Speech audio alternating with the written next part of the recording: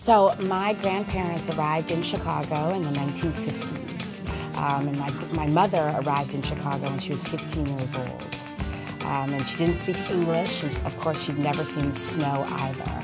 And she showed up for her first day at Waller High School, which is now known as Lincoln Park High School, which is the same high school I ended up going to 20 years later. And everyone was very confused about this little brown woman that didn't speak English.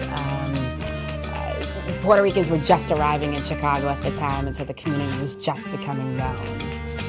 Hispanics come in every shade. We come from many different countries. We are not a monolithic people. We have different ethnicities. I think people now do understand some of the differences between someone from the Caribbean versus someone from Central America or South America.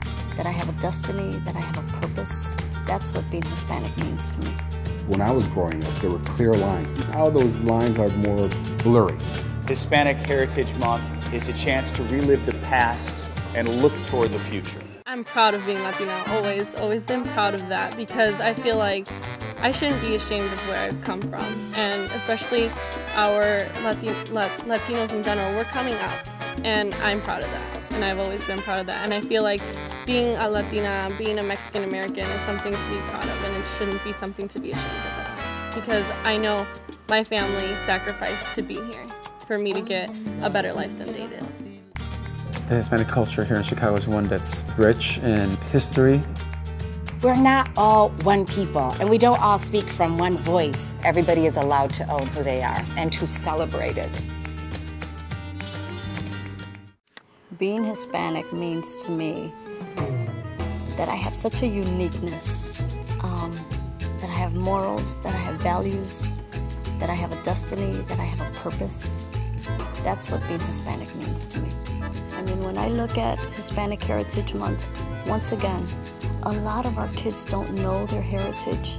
And when they're able to get the opportunity to see even this clip, knowing that there's an inner city girl who grew up in Humboldt Park, who accomplished something such as the Miracle Center, that there's hope. So I think Heritage Month, Hispanic Heritage Month, brings a lot of awareness. One of the challenges that we've begun to overcome is educational opportunities, because that's the foundation for success in this country. The dropout rate is entirely too high. That is still a problem that we have to continue working on. The smartest thing my parents ever did for me, actually for all of their girls, is to take us to Puerto Rico and for us to spend some years there understanding where we were from and who we were, because that allowed me to be fully bilingual. Once you study in that environment and once you have friends in that environment and that's the language that everybody speaks, then it becomes a part of you. Over there I felt a real sense of belonging because I didn't look different. There, everybody looked like me, and all of my cousins. I grew up with a ton of cousins, and we all looked the same, so nobody looked at me and thought that I was different. Coming back to Chicago, and before I left, I don't even think that I realized it as much, but coming back, it really set in the reality of, perhaps I am a little bit different. And back then, without giving my age away, it was more complicated to own who you were, because a lot of parents were trying to get their kids to belong to this culture here. And so that's where the struggle started to begin. You've got what you own, who you are, versus what your parents want for your future and the dreams that they want for you. And that was part of the struggle. I think the beauty now is that everybody is allowed to own who they are and to celebrate it. And we've learned how to get over that. And I think that's the beauty of what my children will have now growing up. We are now the largest ethnic minority in the country, and I think we're going to see that trend continue in terms of representation in politics. When the time comes, we're able to pick our own leaders, and if we are not happy with that, then we'll have no one to blame but ourselves. Well, I think when you see that there's twice as many non-Hispanics who speak Spanish than there are Hispanics who speak Spanish, this is a national phenomenon. You can see the influence. Somebody has discovered the benefit of being bilingual and even trilingual. The fact that we have created a generation of people today in America and in this city where not only Spanish is taught, but other languages, but also Mandarin is taught as well. And you have Hispanics. We have 5,000 Hispanic students in the city of Chicago learning Mandarin. And this is the way it should be. You know, the more we can learn, we're the only nation in the world that believes you can be educated and speak only one language. That's like a contradiction in terms. No other nation accepts that. No other nation in the world believes that. Because you go to any country in the world, educated people speak more than one language. And now we're beginning to see it in our young people as they become bilingual, as they begin to intermingle more with our own community. And you have to admit that when you see the sale of Latino food products flying off the shelves, they're not being bought just by Latinos. Non-Latinos get to the store first to buy those products. So you see more and more sales among non-Latinos of our food products. And to me, that's kind of cool, because if it's true that you are what you eat, more and more people are becoming Hispanicized because of the food that they consume. The challenges that society has put in front of us have really helped us to grow, and it's taken many, many decades to kind of get to that point. A lot of the kids didn't know the struggle that their families went through. But maybe a little more unity could make us even stronger.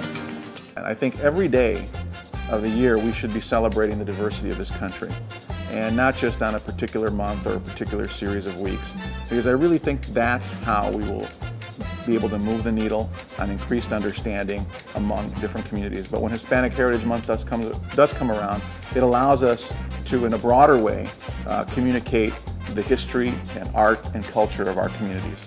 I am really proud of my Latino roots, of my Mexican roots. It's something that's, even when I hear Mexican music, it stirs something in my soul. You know, that I remember not only my youth, but it connects me to where my family's from.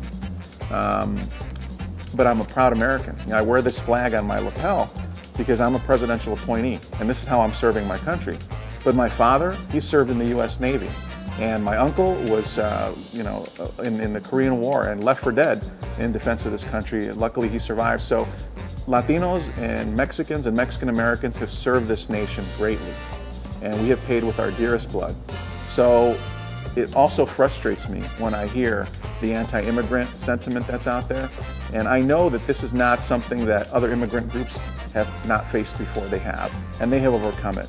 So I know that we will, but I want to be part of that solution. So being a Latino in me engenders a sense of leadership and involvement for my community.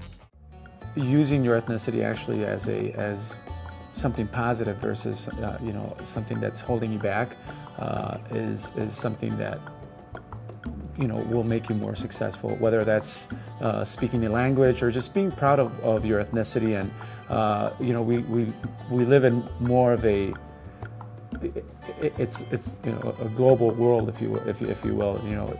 Getting to know other cultures is extremely important if you want to be successful.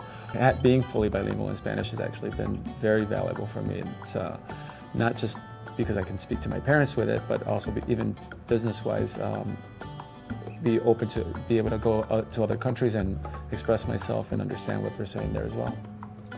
I think that regardless if it's Hispanic or any other ethnicity here in the city, you just see the integration in different things that are going on in the city, whether it's the workplace or whether it's politics or whether it's anywhere you go. I mean, there's some of the neighborhoods that are still cultural or specific to Hispanic or African American, etc. But I think that in the every day-to-day activities that happen in the city, you do see integration. And I mean, it's not necessarily at the level that I would say we live in an integrated city at all, but I think that there is movement towards that. Latinos generally are known for two things: a strong work ethic and these family values. My concern is that the strong work ethic is preventing the family from staying together. Dads and moms are working at 2 jobs, sometimes more than that, And so who's raising the kids? And so that would be my concern about my community, our challenges.